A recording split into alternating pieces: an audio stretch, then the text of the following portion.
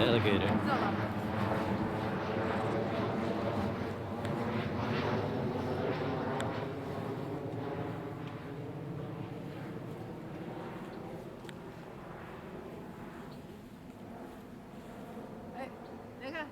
She showed it. I've been Oh, standing you're there. I've just been so close.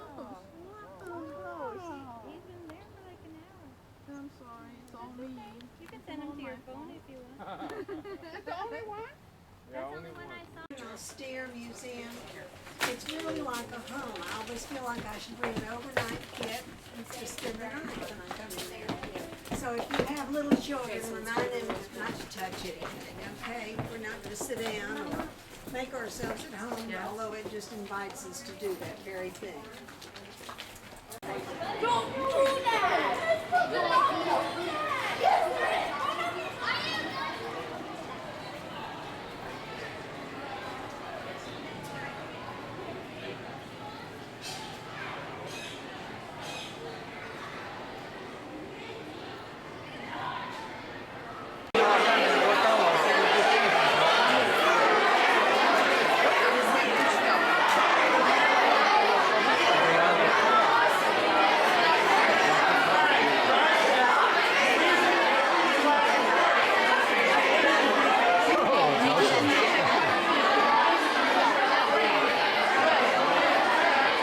Center, earning itself the rightful title of America's spaceport, whether sending robotic rovers to Mars or hauling modules to the International Space Station. Kennedy is the point of departure for many of NASA's greatest.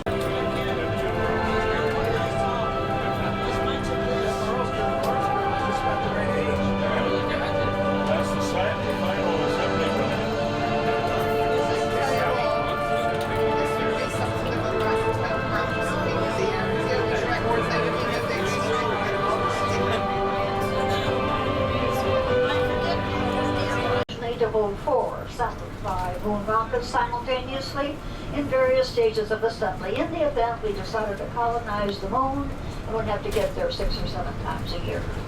As you know, that didn't materialize. They've only used the 2 easternmost bays for the assembly of both the moon programs, the rockets, and the shuttle for the entire time since.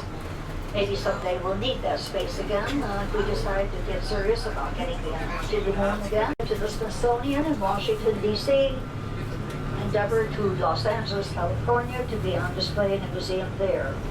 We get Atlantis. Atlantis goes to the visitors complex. We hope to have her on display by 2013. They're kind of pushing that project along. I think in the end of the tour here, you will hear a video and see a video about how they're going to place it over there and what will be available.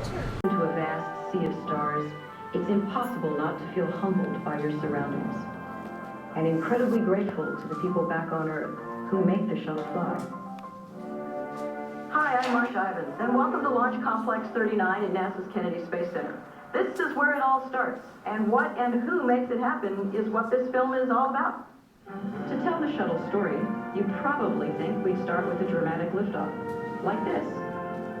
Complete our mission in space,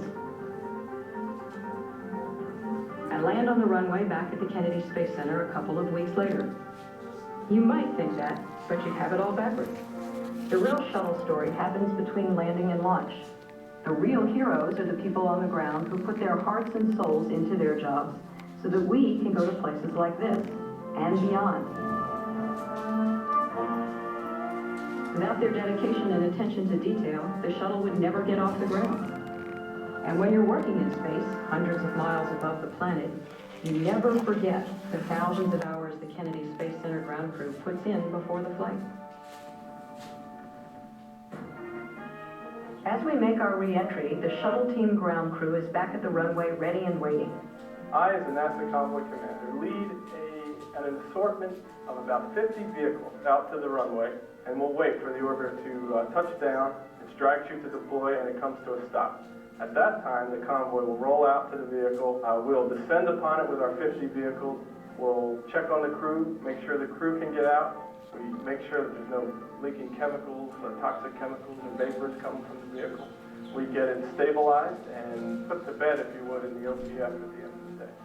In the orbiter processing facility, shuttle team workers will spend the next 4 to 6 months inspecting every inch of the orbiter for damage that may have occurred during the previous flight, making repairs, and getting the shuttle ready for its next mission. The main job that our guys do here, we remove the engines from the vehicle, we bring the engine over to the main engine shop, we do some extensive inspections on the main engines, we remove and replace some of the components as required, we do leak checks, checkouts, and then we go reinstall the engine on the vehicle.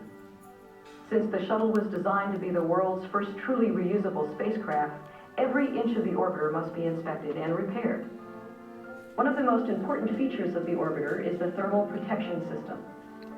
The basic block is made of silica fiber, insulates the aluminum skin underneath to 150 degrees to keep that aluminum from becoming soft. During re-entry, the hot plasma gas that flows around the orbiter gets upwards of 3,000 degrees Fahrenheit, and you need insulation material to keep the aluminum skin of the orbiter from actually melting. The OPF is also the place where the old payload is removed and the payload bay is made ready for the next trip. You might think of the shuttle as a giant space truck designed to carry payloads into space, as well as scientific instruments used to gather data and conduct experiments in zero gravity.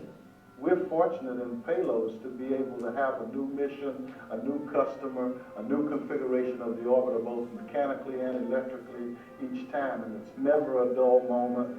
So I simply love this. Once the orbiter gets a thumbs up from the team at the OPF, it's off to the vehicle assembly building. To assemble a space shuttle, we start out with the solid rocket motor segments, each of which weighs 250,000 pounds, and stack 4 on each side to make a complete booster. When that part's complete, we get an external tank, which itself weighs 66,000 pounds, and very carefully and precisely put that in between the boosters. And finally, we go to the hangar, get an orbiter, bring it into the VAB, lift it to the vertical position, and attach it to the side of the tank. And that makes up a complete shuttle that you're used to seeing on the launch pad. It's very fulfilling to realize you put together a very complex machine that's now flying through the air and carrying people into space. Maybe you'll be lucky enough to see the shuttle on its way to the pad today. Traveling at speeds up to 1 mile an hour, the entire journey from the VAB to the launch pad can take up to 8 hours. The space shuttle arrives at the launch pad about a month before the actual launch date, and it's a very busy month. In the final days before launch, Kennedy Space Center's quality control teams pore over every inch of the shuttle, looking for any imperfection, knowing that even one loose screw could mean disaster on launch day.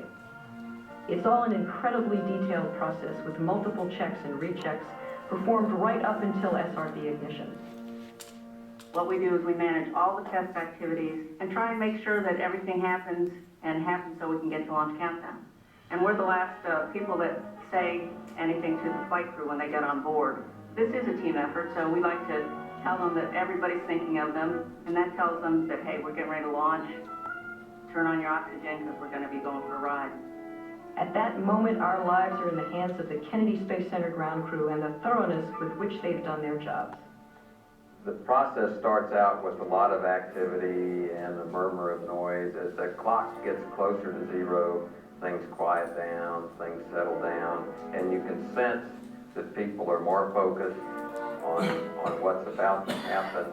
And there's a lot of energy and a lot of anticipation. Silence falls over the team in the firing room as the clock ticks down, and months of hard work culminate in a few final seconds. And when the shuttle lifts off, every member of the Kennedy Space Center shuttle team goes with it in spirit. Each one of them knows they had to do their job well in order to enjoy that safe and successful mission. They're the most dedicated, greatest group of people I've ever had the pleasure to work with. As you can see, it takes a lot more than rocket fuel to make the shuttle fly. It takes a team. And even more than that, it takes a nation of hearts, souls, and minds, all reaching for the stars.